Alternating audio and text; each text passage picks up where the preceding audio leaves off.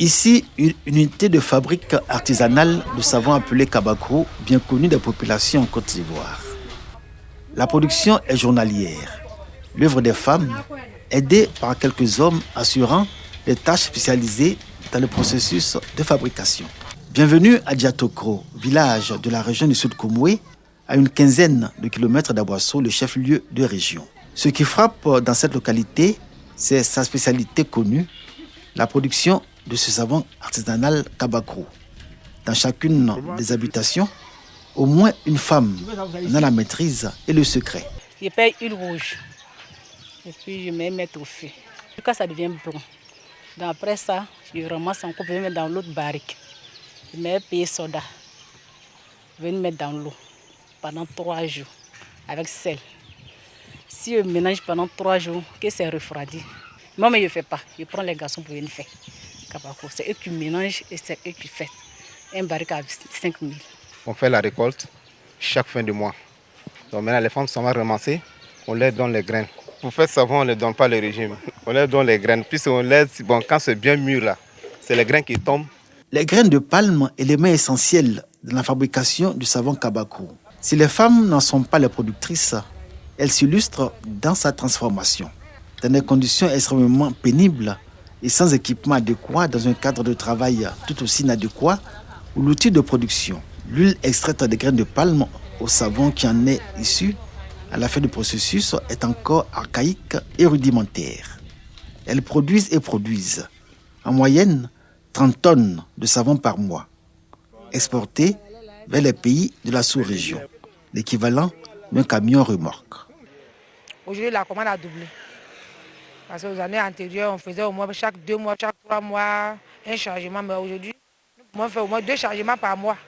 À Diatokro, on fabrique du savon, mais pas que.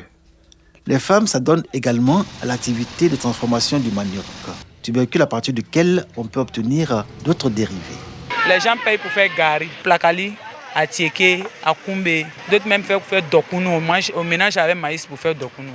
Les femmes qui viennent payer avec nous, ils prennent ça à crédit. Souvent, pour avoir ton argent, même là, tu as des problèmes. C'est tôt le matin, jusque tard dans la nuit et tous les jours que les femmes de Diatokro investissent le bord de la nationale A100 qui traverse le village de Naboisseau. C'est l'espace que leur a octroyé la chefferie de Diatokro pour transformer les graines de palme et le manioc.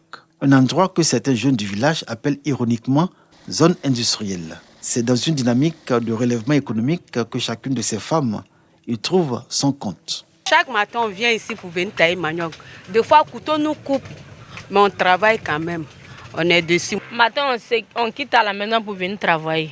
Si on gagne manioc, on épluche. Si on n'a pas gagné aussi, on s'en va à la maison. Le manioc est trop cher. La cherté du manioc en cette période de raréfication de ce tubercule, objet de toutes les attentions, les transformatrices individuelles ou regroupées en coopérative à l'exemple de l'Anaya de Diatokro en subissent l'effet.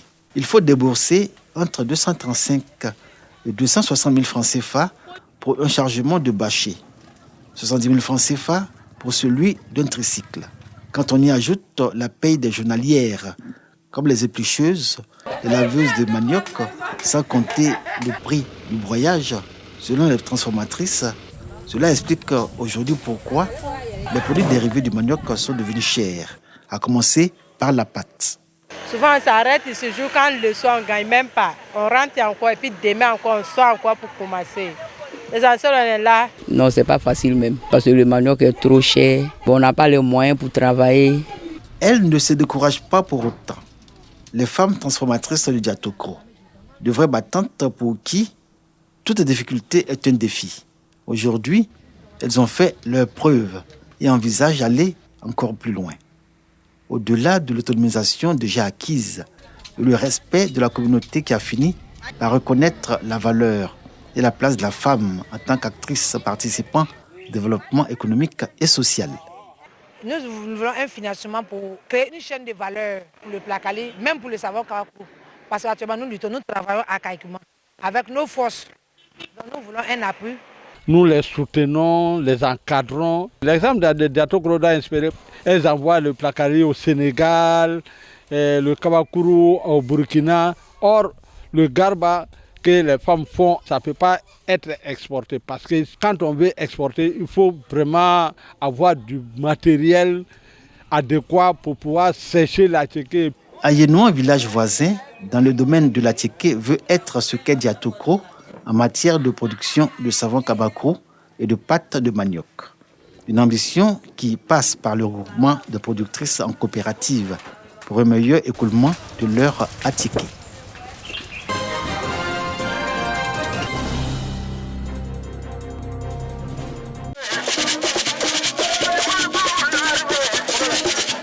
Promouvoir la culture tagbana en développant l'esprit de fraternité et de cohésion sociale entre les tagbanas vivant à Bouaké et entre tagbana et les autres communautés, principalement le peuple baoulé, leurs hôtes.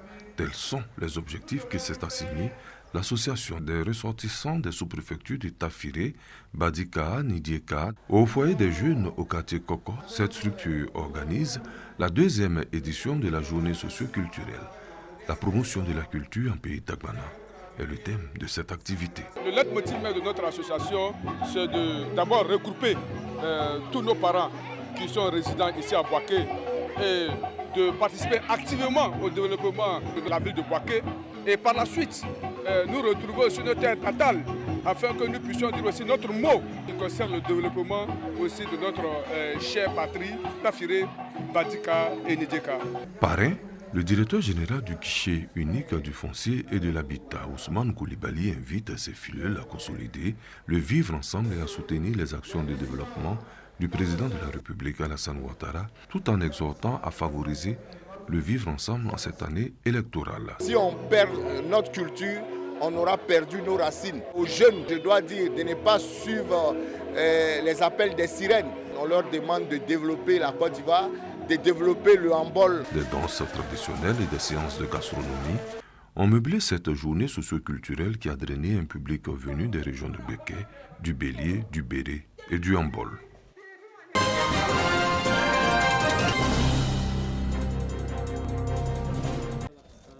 Le ministre de l'Intérieur et de la Sécurité, le général Vagondo Diomandé, et plusieurs autres membres du gouvernement procèdent ici à la coupure du ruban symbolique inaugurant le pavillon de la chefferie traditionnelle de Toumoudi, la désormais maison des chefs qui ne cache pas leur joie. Au regard de l'accomplissement de leur mission, les chefs de village reçoivent ce joyau architectural comme un arbre à palabre, c'est-à-dire une maison de rencontre, une maison de concertation pour la recherche de la cohésion et de la paix. Symbole culturel et de cohésion, le pavillon de la chefferie traditionnelle de Toumoudi est un don du président de la République Alassane Ouattara dans le cadre du Fonds national de solidarité, financé à hauteur de 53 millions de francs CFA, y compris l'équipement. Ici, la culture de la paix et de la solidarité doivent être une réalité. Le président de la République a affiché sa ferme volonté de voir la culture jouer son rôle dans la consolidation de la paix par l'introduction de la loi de 2014 sur la politique culturelle nationale. Vous devez veiller à la préservation de la paix et de la cohésion sociale en maintenant le dialogue inclusif entre vos communautés. Veillez à la préservation et au règlement pacifique de tous les conflits. À quelques mois de l'élection présidentielle, la contribution des chefs traditionnels pour un climat apaisé durant tout le processus est souhaitée. Ceci est un cadeau du président de la République pour vous encourager dans l'œuvre de construction que vous ne cessez d'animer pour le compte de chacune et de chacun des Ivoiriens. Et je prie le Seigneur Tout-Puissant pour qu'ici les élections de 2025 soient apaisées dans toute la Côte d'Ivoire, mais notamment ici, dans la région du Bélier et singulièrement ici à Toumoudi. La ministre Maria Toukouné et la ministre gouverneur Raymond Goudou Kofi vont dans le même sens. Cette infrastructure rentre dans la vision d'une société ivoirienne du vivre ensemble, qui demeure le fondement du programme de développement économique et social du président de la République, son Excellence M. Alassane Ouattara. En instituant la Chambre des rois et chefs traditionnels de Côte d'Ivoire, son Excellence M. le Président de la République, Alassane Ouattara, entendait impliquer et renforcer les missions assignées aux chefs, tant dans le règlement des conflits que dans le renforcement de la cohésion sociale pour le développement durable du pays. Situé au quartier à la Thérèse de Toumoudi, Le pavillon de la chefferie traditionnelle comprend des bureaux, une salle de réunion, un réfectoire, des chambres à coucher.